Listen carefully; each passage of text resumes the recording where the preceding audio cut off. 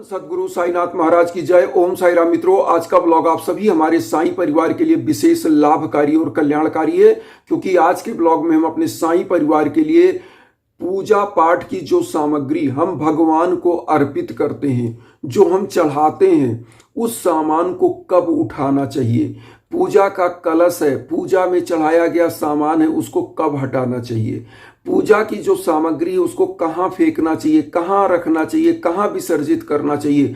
आज पूरा का पूरा ब्लॉग हम इसमें लेकर के आए हैं। और एक चीज और बता दें, जिस प्रकार से भगवान की पूजा आप करते हैं महत्वपूर्ण है, उसी प्रकार से ये पूजा की समस्त सामग्रियों को हटाना, उठाना, उसको विसर्जित करना भी महत्वपूर्ण है। कहाँ विसर्जित करें, कहाँ क्या चीज रखें, पूरा का पूरा जानकारी हम लेकर के आए हैं।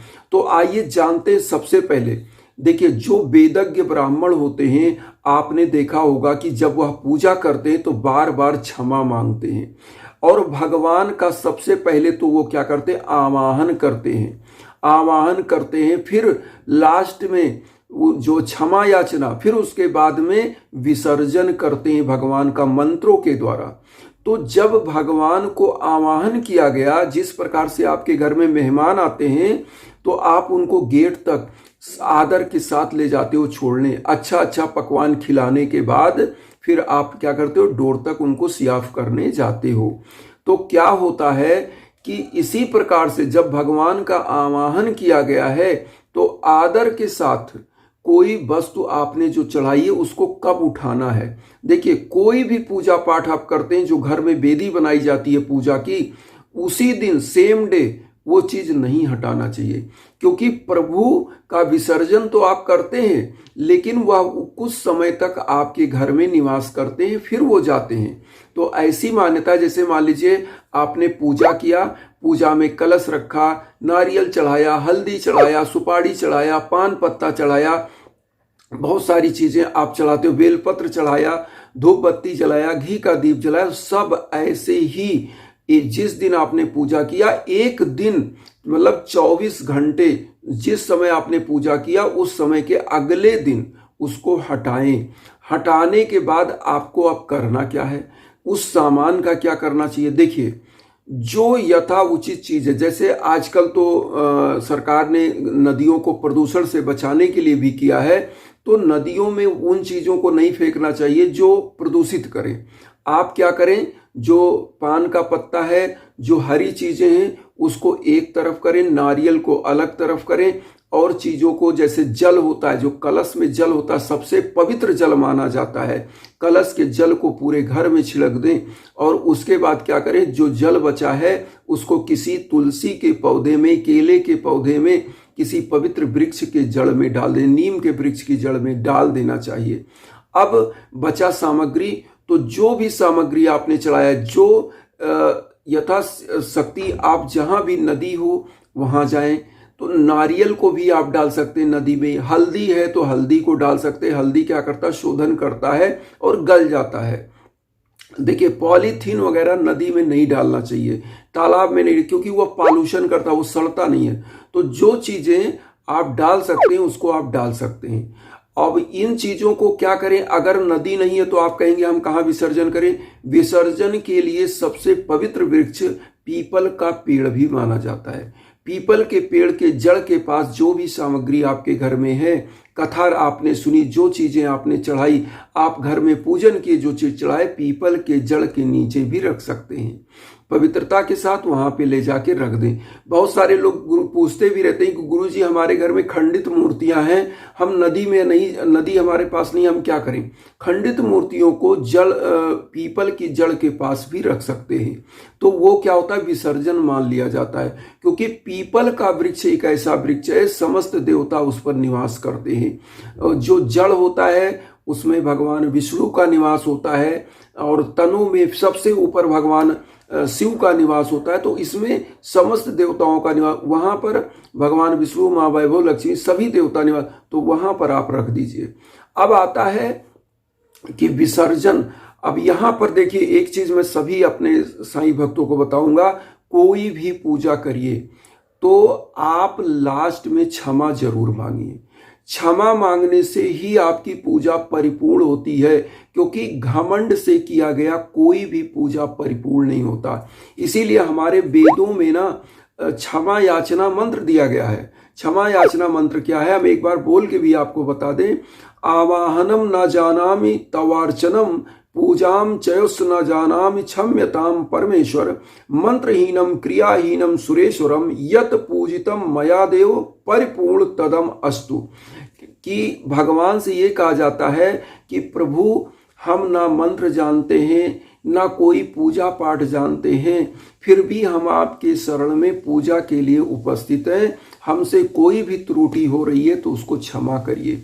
देखिए, आज भौतिकतावादी युग में कोई भी आप गलती करते हैं तो उसके लिए सहज रूप से क्षमा मांग लीजिए किसी से भी, तो वो बंदा भी खुश होता है और आपके अंदर अहंकार नहीं आता है। देखिए, अहंकार एक ऐसी चीज है जैसे एक सुई का नोक होता है ना, उतना बराबर जहर, और बाल्टी भर पानी में अगर उसको डाल दिया जाए तो पूरा जो बाल्टी होती है वो जहर बन जाती है। तो अहंकार थोड़ा सा भी नहीं होना चाहिए। इसीलिए लिखा है कि रामायण में कि को नहीं जन्मा अस जगमाही और प्रभुता पाए जास मद नहीं।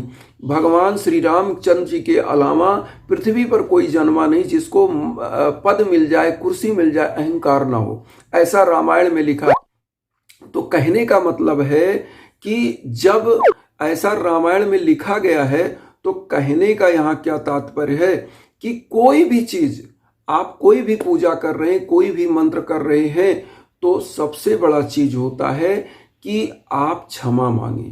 क्षमा याचना से क्या होता है कि आपके अंदर का अहंकार दूर होता है, और अहंकार जब दूर होता है तो निश्चित रूप से आपकी पूजा सफल होती है। प्रभु आपके ऊपर दया करते हैं।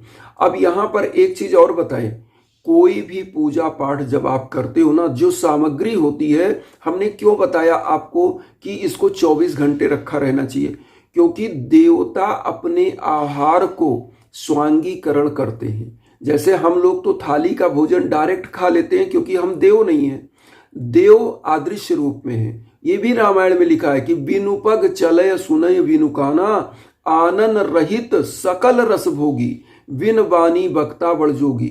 मतलब ईश्वर बिना जीवा के समस्त रसों का भोग करता है, स्वांगीकरण करता है। आप समझिए, ईश्वर दिखता नहीं है, उसकी ऊर्जाएं आती हैं आपके आसपास, और जब आप उनके लिए आवाहन करते हो, आपका सच्चा हृदय होता है, तो वो क्या करते हैं, उसका स्वांगीकरण करते हैं। ये नहीं आपने केला चढ़ाया और केला गायब नहीं हो जाएगा, उसका स्वांगीकरण हो जाता है, क्योंकि प्रभु उसके स्वांगीकरण का मतलब उसके रसों का स्वाद करते हैं, और रस का स्वाद करने के बाद वो चले जाते हैं। तो इसलिए 24 घंटे तक जो भी आप चलाते हैं वो रहना चाहिए।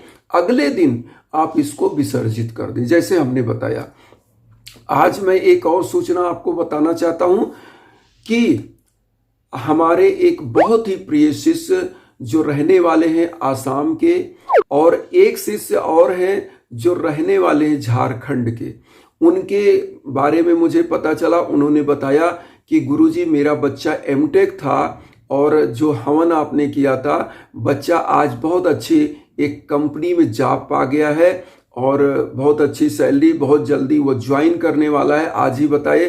तो उसको भी मैं शेयर कर रहा हूँ। हवन हुआ था उनके नाम और गोत्र पर। और एक जो आसाम के थे, इनका बेटा जो है इस समय ऑस्ट्रेलिया में बहुत ही अच्छे पद पर आसीन हुआ है। तो आप सभी लोगों को बधाई। देखिए, मैं तो माध्यम हूँ, जो करते हैं परमपिता परमेश्वर साईं करते हैं। मैं केवल आवाहन के रूप में आपके लिए हवन पूजन करता हूँ, बैठता हूँ समर्पित होकर, और जो करना है वो तो परमपिता परमेश्वर करते हैं। मैं केवल सच्चे हृदय से आपके लिए पूजा करता हूँ। आप लोगों से यही कहूँगा कि आपको भी कहीं भटकने की जरूरत नहीं है। आप हमारे इंस्टाग्राम पर आइए, हमारे लायक जो संभव है हम निश्चित रूप से आपके साथ हैं। आपका यज्ञ याचन हवन होगा, आपके नाम और गोत्र पर जब हवन होता है, संकल्प होकर के, उस पर मंत्र जाप होकर के, तो निश्चित रूप से उसकी ऊर्जा आप विश्व के कोने कोने में कहीं हो तो वह ऊर्जा आप तक पहुंचती है। तो इसी भावना के साथ एक चीज कहेंगे कि वसुधैव कुटुंबकम की जो भावना हम लेकर चल रहे हैं उसमें आप सभी लोग अपना आशीर्वाद चैनल को सब्सक्राइब करके दीजिए, हमें भी अपना परिवार बनाइए और उन साईं भक्तों तक वीडियो को जरूर शेयर करिए जो किन्हीं कारणों से कष्ट में, दुख में। इसी भावना के साथ ओम साई राम।